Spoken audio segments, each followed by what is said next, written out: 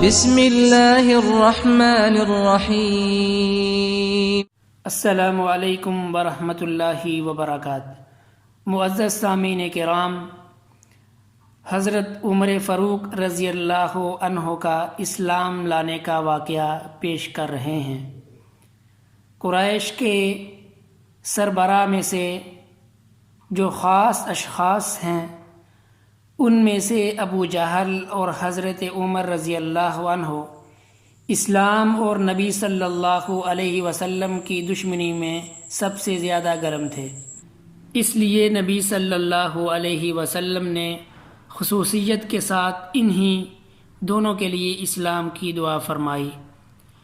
اللہم اعز الاسلام باحد الرجلین اما ابن ہشام و اما عمر بن الخطاب، یعنی اے اللہ اسلام کو ابو جہل یا عمر بن خطاب رضی اللہ عنہ سے معزز کر۔ مگر یہ دولت تو ازل سے حضرت عمر رضی اللہ عنہ کی قسمت میں لکھ دی گئی تھی، ابو جہل کے حصہ میں کیسے آ جاتی؟ اس دعائے مستجاب کا اثر یہ ہوا کہ کچھ دنوں کے بعد اسلام کا یہ سب سے بڑا دشمن اس کا سب سے بڑا دوست اور سب سے بڑا جانثار بن گیا، یعنی حضرت عمر رضی اللہ عنہ کا دامن دولت ایمان سے بھر گیا۔ ذالک فضل اللہ یؤتیہ من یشاء۔ تاریخ کی کتابوں میں حضرت عمر رضی اللہ عنہ کی تفصیلات قبول اسلام میں اختلاف ہے۔ ایک مشہور واقعہ جس کو عام طور پر ارباب سیر لکھتے ہیں یہ ہے کہ حضرت عمر رضی اللہ عنہ اپنی انتہائی سختیوں کے باوجود ایک شخص کو بھی اسلام سے بد دل نہ کر سکے، آخر کار مجبور ہو کر نعوذ باللہ خود نبی صلی اللہ علیہ وسلم کے قتل کا ارادہ کیا اور تلوار کمر سے لگا کر سیدھے رسول اللہ صلی اللہ علیہ وسلم کی طرف چلے۔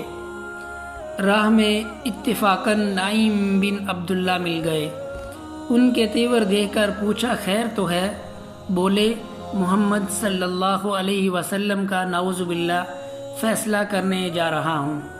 انہوں نے کہا پہلے اپنے گھر کی تو خبر لو، خود تمہاری بہن اور بہنوئی اسلام لا چکے ہیں۔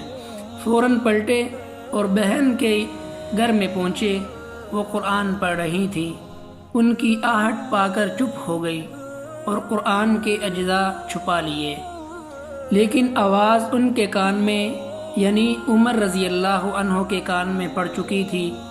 بہن سے پوچھا یہ کیسی آواز تھی؟ بولیں کچھ نہیں۔ انہوں نے کہا میں سن چکا ہوں کہ تم دونوں مرتد ہو گئے ہو۔ یہ کہہ کر بہنوئی سے دست و گریباں ہو گئے، اور جب ان کی بہن بچانے کو آئیں تو ان کی بھی خبر لی، یہاں تک کہ ان کا جسم لہو لہان ہو گیا، لیکن اسلام کی محبت پر ان کا کچھ اثر نہ ہوا۔ بولے عمر رضی اللہ عنہ جو بن آئے کر لو، لیکن اسلام اب دل سے نہیں نکل سکتا۔ ان الفاظ نے حضرت عمر فاروق رضی اللہ عنہ کے دل پر خاص اثر کیا۔ بہن کی طرف محبت کی نگاہ سے دیکھا، ان کے جسم سے خون جاری تھا، اسے دیکھ کر اور بھی رکت ہوئی، فرمایا تم لوگ جو پڑھ رہے تھے مجھے بھی سناؤ۔ فاطمہ رضی اللہ عنہا نے قرآن کے اجزاء سامنے لا کر رکھ دیے، اٹھا کر دیکھا تو یہ صورت تھی سبح للہ ما فی السماوات والارض وہو العزیز الحکیم۔ زمین و آسمان میں جو کچھ بھی ہے سب خدا کی یعنی اللہ رب العزت کی تسبیح پڑھتے ہیں، وہ غالب اور حکمت والا ہے۔ ایک ایک لفظ پر ان کا دل مرعوب ہوتا جا رہا تھا، یہاں تک کہ جب اس آیت پر پہنچے آمینو باللہ و رسولی، خدا اور اس کے رسول پر ایمان لاؤ، تو حضرت عمر فاروق رضی اللہ عنہ بے اختیار پکار اٹھے اشہد ان لا الہ الا اللہ و اشہد ان محمدًا عبدہ و رسولہ۔ یہ وہ زمانہ تھا جب رسول اللہ صلی اللہ علیہ وسلم ارکم کے مکان پر جو کوہ صفا کے نیچے واقع تھا پناہ گزین تھے۔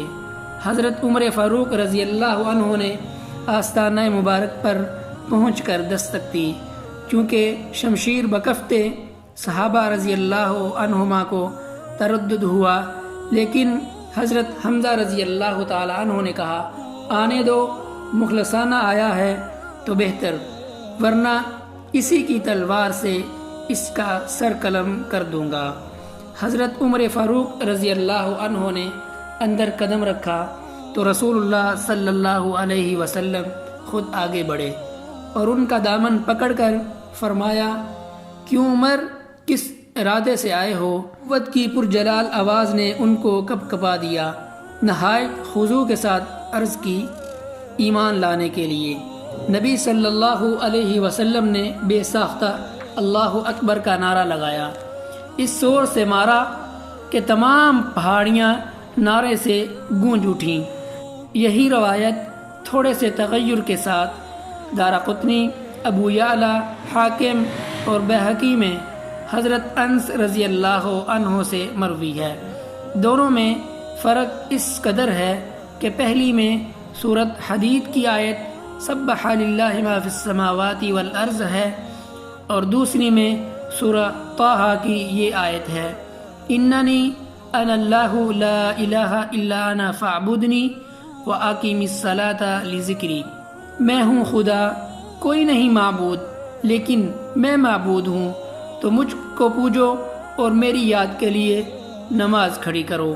مزید اس طرح کی ویڈیو سننے کے لیے اور دیکھنے کے لیے ہمارا چینل سبسکرائب کریں۔ السلام علیکم ورحمۃ اللہ وبرکاتہ۔